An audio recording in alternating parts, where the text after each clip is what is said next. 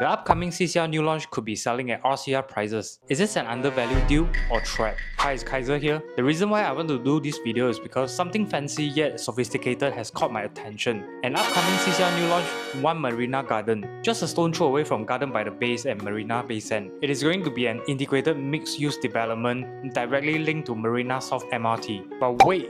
This video isn't about that. What I really want to do is to shed lights on the less discussed aspect of owning a CCR property, because recently we saw one of the RCR new launches in Toa Payoh crossing the 3000 PSF mark, which is the market benchmark for CCR property. Alongside the new 60% ABSD, most foreigners have also been deterred from buying a property in Singapore, specifically in the core central region. As a result, the price gap of RCR and CCR has narrowed to less than 5%. A lot of people are saying this is a rare opportunity to enter the CCR market at RCR prices. Is this a value trap? Let's find out. In this video, I'll be using a case study that is also an integrated mixed-use development linked to MRT with a similar size and unit mix to discuss the 5 potential traps that you might have overlooked. And by the end, you'll be able to decide for yourself whether should you or should you not invest in a CCR property or CCR new launch. Number 1, fewer buyers for CCR property. First of all, you need to understand who are the main pools of buyers for CCR property. Traditionally, they are mostly foreigners or rich investors who are looking to park a portion of their wealth in Singapore. Look at the profile. Almost 50% of them are foreigners. However, things changed after April 2023. Foreigners who buy residential property will now face 60%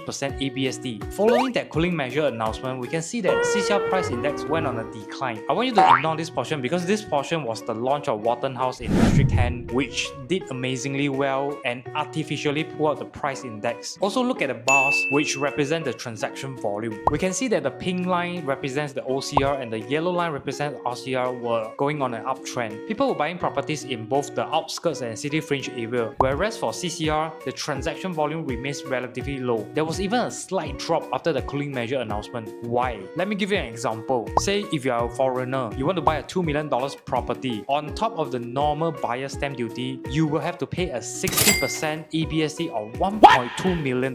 Hey, $1.2 million, that's enough to buy another house altogether. It doesn't make any financial sense at all. In my opinion, as long as the 60% ABSD remain in place, the demand for CCR property will likely remain low. In that case, how can you expect property prices to go up when the demand is low? And the next thing you need to know is that the main losses all come from the Sentosa, River Valley, Newton, Orchard area, prestigious part of the core region in Singapore. But don't get too surprised. Losses are not a big deal, and here's why. Take Marina One Residences as an example. There are more losses than gains. But if you look closely, even the so-called profitable transactions are not truly profitable. Now let me ask you this. How would you feel if your property investment ended up in red? Disappointed, frustrated, upset? But what if I told you that these losses are not actually considered as losses to this group of people right here? Kaizer, what do you mean? We invest in property for capital appreciation. We buy property to make money ma. If cannot make money, then buy for what? Let me give you a different perspective. We're going to use the latest transaction here. This owner bought the one bedder back in 2014 at $1.79 million, held it for 10 years and eventually sold it at $1.5 million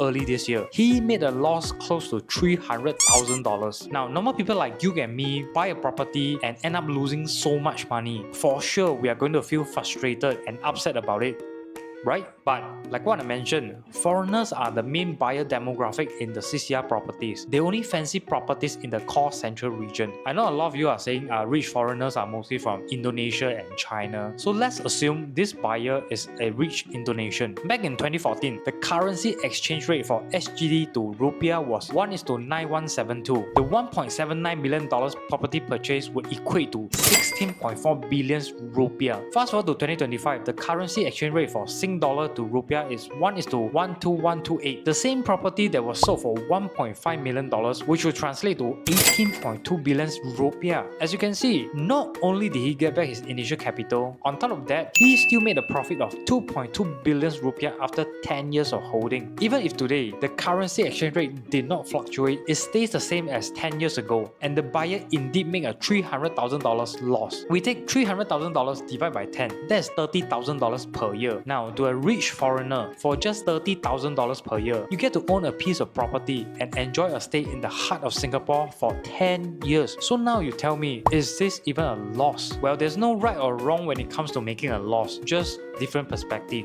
What I'm trying to say is that CCR properties caters to a different class of audience with different goals. Most foreigner buys property for enjoyment purposes. They don't buy property to flip in 3 years. So if you are thinking of buying a CCR property to flip in 3 years like the OCR property and RCR property, you better think twice. The last thing that you want is for the property to go on a fire sale right after you purchase, because that would mean someone else got it for less and instantly putting you at a loss. This is exactly what happened last year and this year. In March 2024, Cascaden Reserve relaunched at 20% lower than average transacted prices. If you bought anything before this news, congratulations, you just made a loss of 20%. Next up, Resident and W. Prices were slashed by over 40%. Whatever you paid, someone else paid 40% cheaper than you. Lastly, this is the latest project that went on fire sale. One Vernon in Tanjong Pagar. Developers slashed prices by up to 27% just to clear the unsold unit. The reason why developers do fire sale is that if they fail to sell all their units within 5 years, they will face a hefty ABSD of 40% on the land price. We never see fire sale ever happening in OCR and RCR region, only in CCR. One of the main reasons was due to the 60% ABSD faced by foreigners, because they are the main target audience and they cannot buy. Though it's not a restriction, you can still buy if you are willing to pay the 60%, but it's just not wise to do so. As a result, projects in CCR suddenly stagnated and the sales were not moving at all. To avoid paying the hefty ABSD, developers had no choice but to offer steep discount before they hit the deadline. As I said, as long as foreigners don't buy, the demand for CCR property will continue to remain low. When demand is low, no one buys, developer unable to clear the stock, they will give discounts and fire sale will happen. This is one big potential risk you might face if you are going to invest in CCR new launch or CCR property. I know some of you might be thinking of buying a studio apartment or one-bedder units to rent out to foreigners in the CCR region, because you often hear people say rent out to the rich white collars in CBD, sure what. Here's the reality. Your primary tenant pool will consist of professionals and expatriates working in the city centre, unlike OCR and RCR, which attracts a broader range of tenants like students and local families. As a landlord in CCR, your rental unit can experience a longer vacancy periods when demand weakens. This is because normal Singaporeans are less likely to rent in this prime area. I mean, what's your reason of renting a place there? The real overlooked risk is the inconsistency and volatility in the rental demand. Singapore has a high number of foreign professionals and expatriates. During economic downturns, changes in expatriate hiring policies or shifting towards to remote working, people work from home, all this can lead to prolonged vacancy and rental stagnation for you. If this expatriate decides to return to their home country and you as a landlord, you may struggle to find new tenants and result in your unit being in long vacancy period. Imagine buying a rental unit for passive income only to end up covering the expenses out of your own pocket because you can't find a tenant. That is not all. I want to show you something that you don't get to see very often. The real feedback and thoughts from the ex-residents and tenants who have lived and rented a place in Marina One residences. Personally, I have been to this development a few times with my wife to eat at the restaurant, and its facade and exterior are undeniably stunning. It's very pretty, an excellent spot for us to take Instagram picture. However, after reading all these raw and realistic reviews, I now see it in a different light. Long story short, many tenants had unpleasant living experience such as noise from inconsiderate night party neighbors, alarms going off at odd hours, serious mold issues, and awful maintenance. And I quote, cool apartment, but live somewhere else. I'm not saying all CCR developments are all like that, but if you're considering of getting a unit, it is important to be mentally prepared for all these potential challenges. Next up, we got to talk about exit strategy, right? Because exit strategy is super important for property investment. It basically means who are the future buyers for your property. Firstly, unlike RCR and OCR properties, which are closer to schools, markets, and family-friendly amenities, many CCR condos cater to single professional or investors.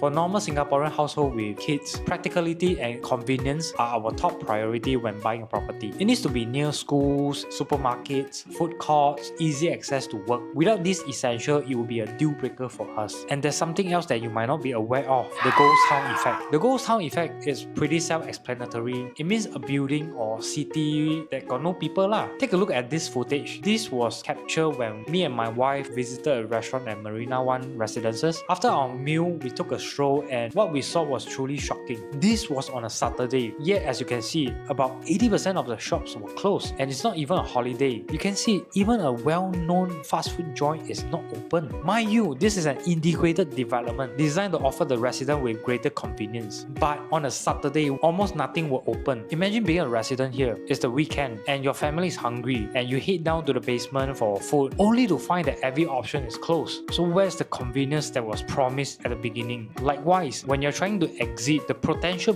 buyers will also consider these factors. No schools nearby, shops and eatery don't open on the weekends. In your opinion, what's the likelihood of them saying, yes, I'm going to buy the property if they're going to face this issue in the future? Chances are these CCR projects will be less appealing to local families who are looking for a home due to fewer heartland amenities. In a nutshell, owning a property in the heart of Singapore is a dream for many Singaporeans. It's a symbol of success. A decade or two ago, this might have seemed out of reach, but in 2025, an unusual market shift has created this rare opportunity. CCR property are now priced lower than RCR property. However, don't be fooled by the attractive PSF alone. It is important to fully understand the nature of CCR properties and the potential pitfall before making any decision. We all know buying is easy, but how about the long-term consequences? A wrong move could leave you stuck for the next 10 years. This is something that could have been avoided with the right foresight. That's it for this video. I will be making another video on One Marina Gardens once I gather more details. Remember to subscribe to the channel,